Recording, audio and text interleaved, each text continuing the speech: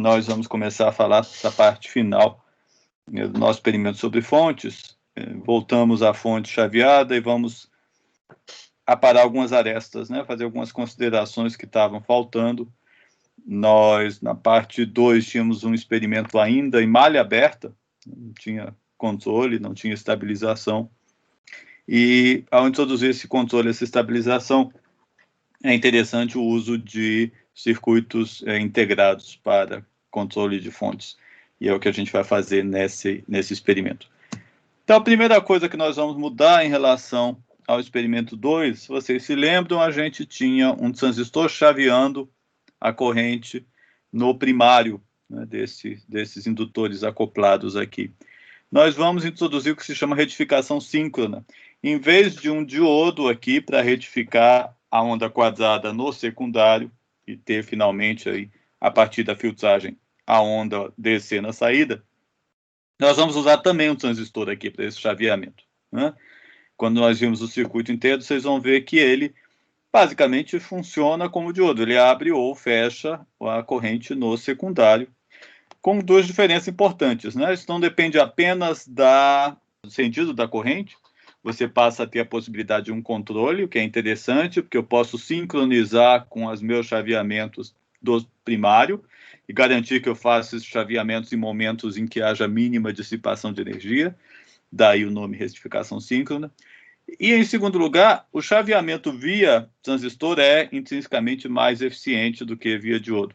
O diodo ainda vai ter uma queda de tensão apreciável ali, uma corrente, o produto dos quais dá uma potência. O transistor, naturalmente, também vai ter uma queda, mas ela costuma ser menor e, no geral, a eficiência é consideravelmente maior no secundário. Então, essa é a primeira parte. Nosso chaveamento no secundário agora é com o segundo transistor e não com um diodo no circuito de saída. E nós vamos usar um controlador de flyback integrado da Analog Device, chamado ADP 1071-1, é a versão que a gente vai usar. Existem modelos para ele no SPICE, certo? Vocês vão usar um circuito relativamente complexo. A gente, inclusive, não vai ver todos os detalhes. Eu vou fazer uma explicação geral e explicar o que vocês vão precisar determinar. Na verdade, é pouca coisa. As entradas, tá? Desse CI. Um nó que faz sensoriamento da corrente no primário, é o que ele usa para encontrar o momento de chavear. Ele tem uma alimentação aqui, do lado primário, uma alimentação aqui do caso secundário. A gente vai ver que isso é alimentado pelas próprias fontes que eu estou trabalhando, a minha fonte de entrada e a fonte que eu estou entregando na saída. Ele tem um controle de frequência. Ele pode operar com chaveamento em diferentes frequências. E ele tem aqui, por essas entradas FB e OVP, tensões que vão determinar o set point de controle para saber quando é que ele atua para diminuir ou aumentar a tensão na saída, certo? As saídas importantes dele são os sinais para aqueles dois transistores, o que vai chavear o primário e aqui o que vai chavear o secundário, certo? A gente vai ver SR, é o que vai chavear o secundário, que a gente vai ver. Ok? Então, um circuito relativamente complexo, eu vou mostrá-lo aos pedaços, depois eu vou fazer um comentário sobre o circuito inteiro. Bom, primeiro essa parte de sensoriamento de corrente e da tensão de porta, né? Esses dois resistores aqui, eu estou deixando ele com valores fixos, eles vão estabelecer esse sensoriamento de corrente aqui, ok?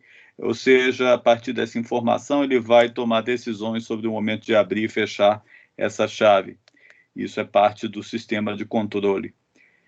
O que eu quero chamar a atenção aqui também é o controle que ele exerce sobre o transistor, né? Então, a saída gate dele é ligada à porta do transistor.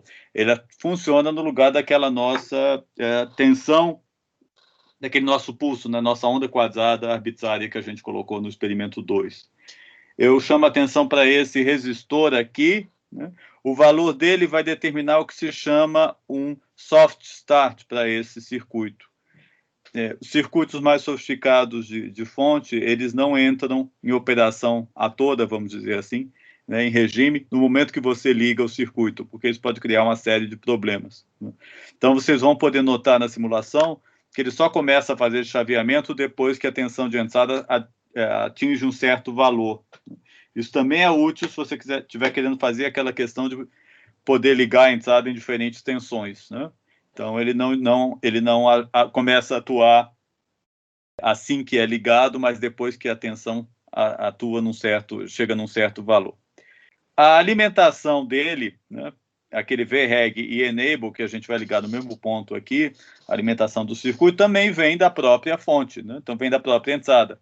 O que nós vamos fazer aqui? Simplesmente a entrada e a retificação, dessa vez eu quero uma retificação em ponte, né, que é o que é mais usado, e uma saída aqui, um capacitor simples, e aqui uma saída com diodo Zener, que vai me dar, o diodo Zener tem uma tensão de breakdown de 12 volts, isso aí vai me dar uma tensão aproximadamente estabilizada aqui de 12 volts, e é isso que vai alimentar o próprio circuito que vai controlar a fonte. No experimento 2 eu perguntava de onde que vão vir essas fontes e essas tensões de uma outra fonte. É claro que não poderia funcionar assim, vem dessa mesma fonte com alguns cuidados, tá? Então é apenas essa primeira retificação e esse arranjo aqui com um resistor e um diodo. Veja que eu já deixei os valores definidos, que vão me dar aqui aproximadamente 12 volts, e isso vai alimentar o circuito do lado do primário. Do lado do secundário, é mais simples ainda, o VDD2, né, que me dá a alimentação, vai vir da própria saída da minha fonte, né? Vai vir lá também a 12 volts, quase que por coincidência, mas aquele 12 volts da minha especificação, 12 volts que é a tensão que eu estou entregando na saída, tá? Ela mesmo vem aqui e alimenta a parte de controle do secundário do meu circuito integrado. Aqui nós temos a parte de controle de tensão e de proteção contra sobretensões. Então, vejam, basicamente, divisor resistivo, tá? Aqui está vindo da minha tensão de saída, deveria ter escrito aqui vem da tensão de saída.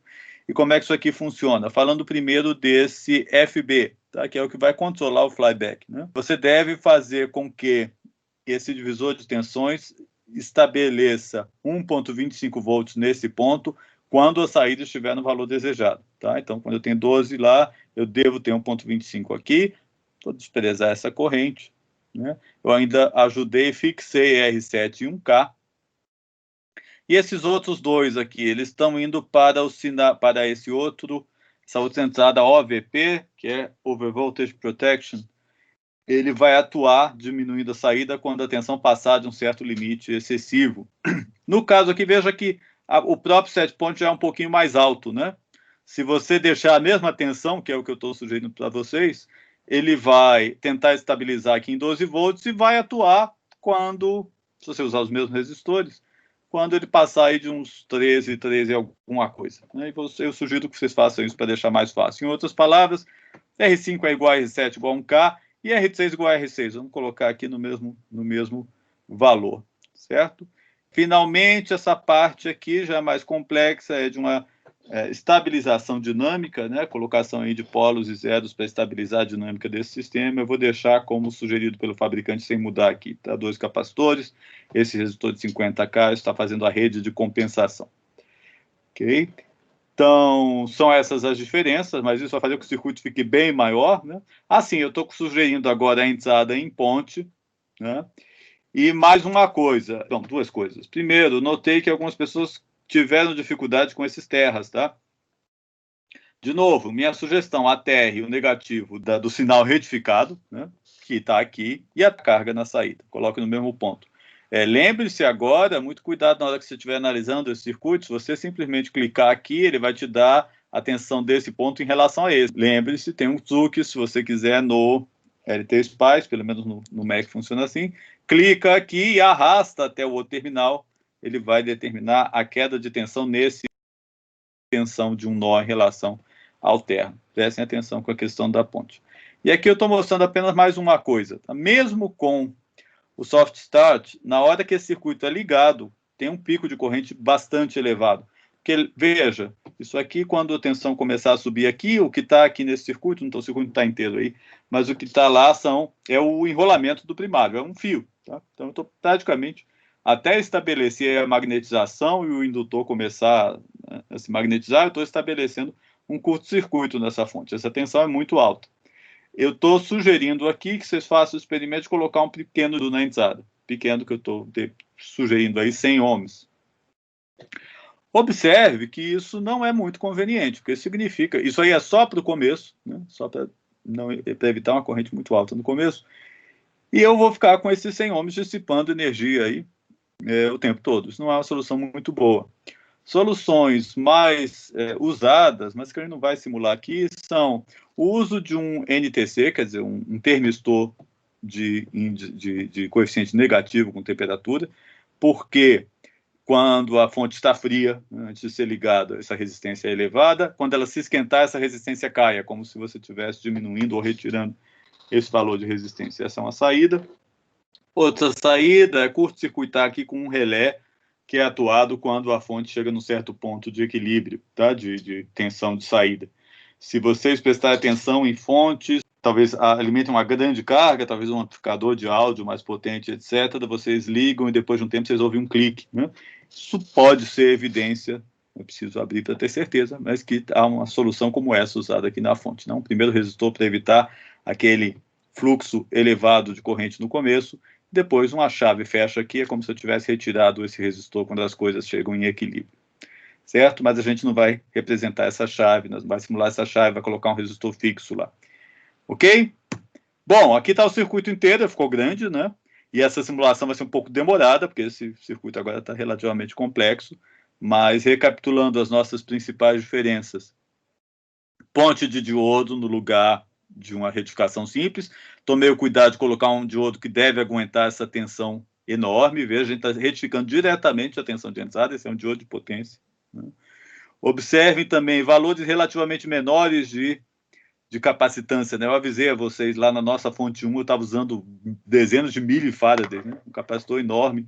Agora, com uma fonte mais eficiente, mais controlada, eu consigo diminuir esses capacitores. Aqui 2 micros, aqui o capacitor ainda grande de 630 micros, mas houve uma diminuição, né? Faltou dizer aí que esse 480K aí pelo datasheet, ele estabelece a oscilação aqui em 50 kHz, que é o que eu queria para a minha onda quadrada, né, para a gente comparar um pouco com a nossa fonte anterior, e eu não acho que tenha faltado mais nada. Assim, não coloquei aqui, mas ele tem 2 terras, né, para você poder isolar. Existe uma preocupação, às vezes, de isolar completamente a entrada e saída, tá? Tanto que essa realimentação aqui, que aqui está sendo feita de maneira direta, muitas vezes é feito por acoplamento optoeletrônico.